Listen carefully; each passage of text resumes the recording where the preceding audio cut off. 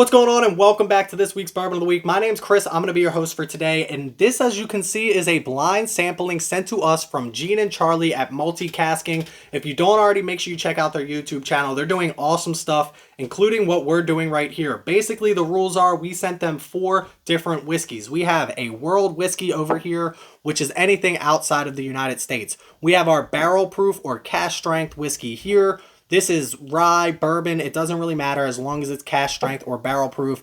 Then we have our rye. And last but not least, we have our bourbon. We're going to try them out. We're going to try and guess what they are. We're probably going to be wrong. And then we're going to reveal the answer key to you right here and see how close we were or how wrong we actually were. We'll put them in an order to see which one we liked best. But let's get into it.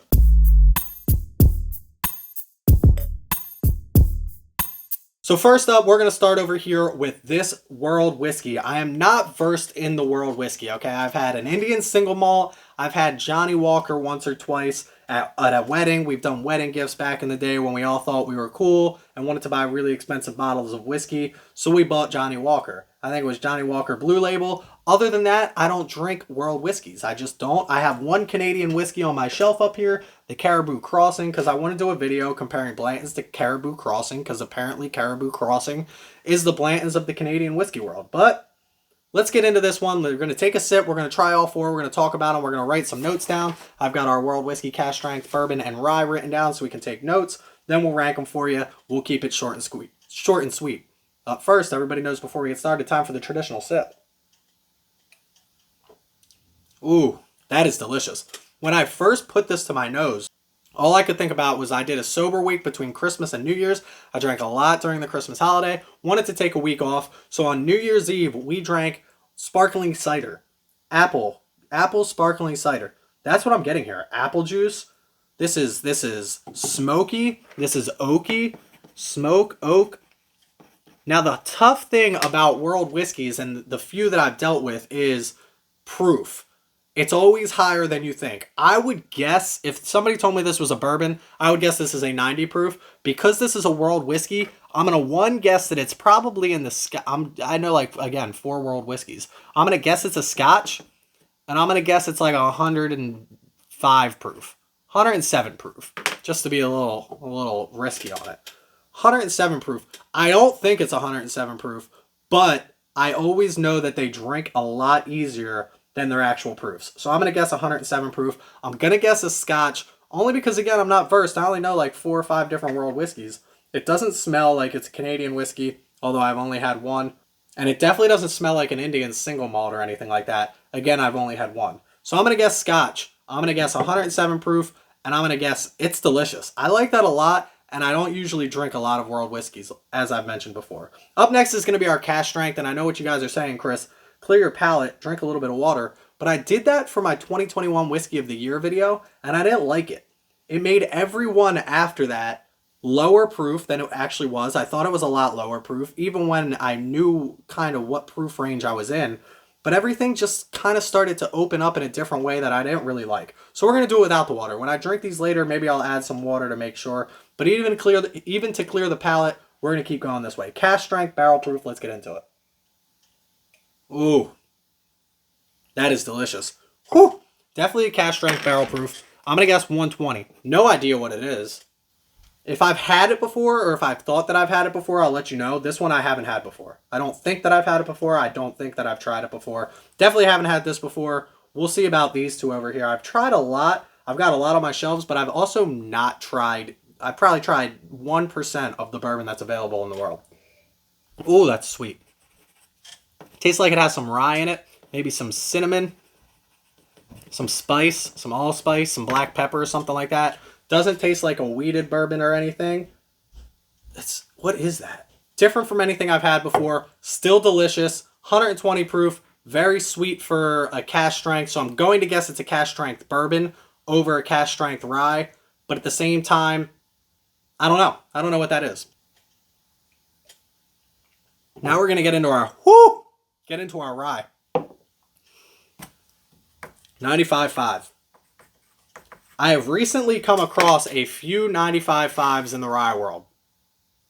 I don't know what it is about them that can make you know that they're 95.5 other than the fact that you have to drink 95.5s to know about 95.5s. That's the only way. I have friends that ask me all the time, how can you figure these things out? First of all, I can't. This could 100% not be a 95.5, but smells like a 95.5, tastes like a 95.5. It's just rye. To be quite honest with you, it smells like a Christmas tree. It smells like an evergreen tree, if that makes any type of sense. And it's just because it's so much rye. That's what this smells like. I don't know what it is. I don't know. Proof. Let's guess a proof. 95.5 on the rye. I'm going to guess 103 on the proof on this. I like to keep the proofs, Wild Turkey 101. You got like 114. You got 100, obviously, bottled and bond. These all seem higher proof, which is what scares me on the cask strength, because I put it back up to 120, but I'm not sure it's quite up there. We'll see, though. This literally smells like a Christmas tree. That's fantastic. I'm not a huge fan of 95.5s myself. I've only had one recently. I had an Old Scout 95 single barrel, 95.5. But this one, I like this a lot. The cask strength, surprisingly, might be my least favorite of the three so far. I think this might be 1, this might be 2, this might be 3. We obviously haven't gotten to our bourbon yet, but we're bourbon of the week. That's got to be number 1, right? I'm going to finish that one. That is delicious. 103? Is that too low? It's got to be 95.5. That's the other thing about rye is that always drinks a little bit above its proof, right? Because all that rye spice is coming out. Anyway, let's get into this bourbon here. No rye on that. Maybe, am I just going from a 95.5 to like a regular amount of rye and not picking it up? Maybe a wheated. This is either a wheated bourbon. I'm going to say it's wheated. There's no real spice on this. All sweetness. This is a wheated bourbon. It also has a little bit of proof behind it because when you smell it, it makes your nostrils kind of flare out. It gives you that back of the eyes, maybe make them like water a little bit. Not a lot. See, like, I hate this because I put 103 for rye, but this bourbon almost feels like it's in that 103 range as well. So let's just go in at 110. Very interesting flavor profile on this. I can't really pick it up. Straight sweetness, a little bit of fruit, some apple, some pear, some peach. Every fruit, you name a fruit, it's in here, it feels like.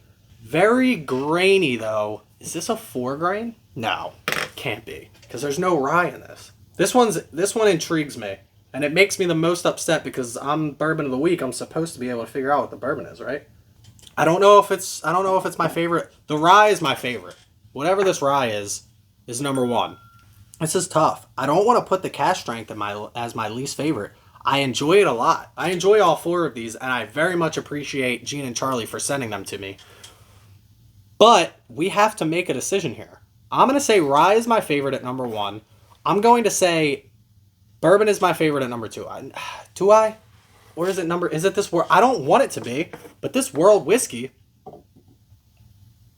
it's just good. The World Whiskey is my number 2. The bourbon's my number 3, and I have to do it. The cask strength barrel proof is my number 4, which is sad to me because those are usually the most flavorful ones. And while it did have a lot of flavor, it just wasn't my favorite of these 4. All 4 of these are fantastic, by the way. We're going to open it up. We're going to read what we've got so we can keep you guys in suspense no longer. And the winner is... First of all, thank you for taking part in our whiskey exchange with us. Again, this was awesome of Charlie and Gene to put together, so I appreciate them for including me, reaching out to me, making sure I wanted to be a part of this because I do not want to miss things like this. Fun way for whiskey tubers to see what whiskeys each other are into at the moment. Let's get into it, though. Number 1, let's start with number 4. Number 4, our cask strength barrel proof. This is A.D. Law's 4-grain cask strength straight bourbon whiskey, bottled at 111.4. I said 120 and I thought I was high, all right? So that was 111. That is interesting. A.D. Laws, never had it. Haven't picked it up. I think I've seen it. Am I thinking? I don't know if I've seen it. This has a mash bill of 60% corn, 20% heirloom wheat, and 10% heirloom rye, and 10% malted barley. Obviously, it's a 4-grain. So it's 60% corn, 10% everything else. What did I say about this? I said rye, cinnamon, spice, so it doesn't have a lot of, I wouldn't consider 10% heirloom rye a high rye. I do get a little bit of that malted barley flavor, that straw flavor on this. Wouldn't have guessed 4-grain though, that's interesting. Up next is the bourbon, which is very sad to me because it came in at number 3 and I'm supposed to love the bourbons. This is Iron Root, which I've heard a lot about. I haven't picked it up myself, but I have heard a lot about it. This is Gene's pick, Iron Root Promethine, I think I'm saying that right. Bourbon Whiskey 2017 edition. Love that. Can't get my hands on anything from 2017 anymore. Bottled at 51.5% or 103 proof. I said 110 proof. So not too far off. This is a Texas whiskey. I knew that because I asked my buddy from Texas to pick me up some Iron Root. It just won a bunch of awards. This was only aged for 16 months. Probably why I didn't love it.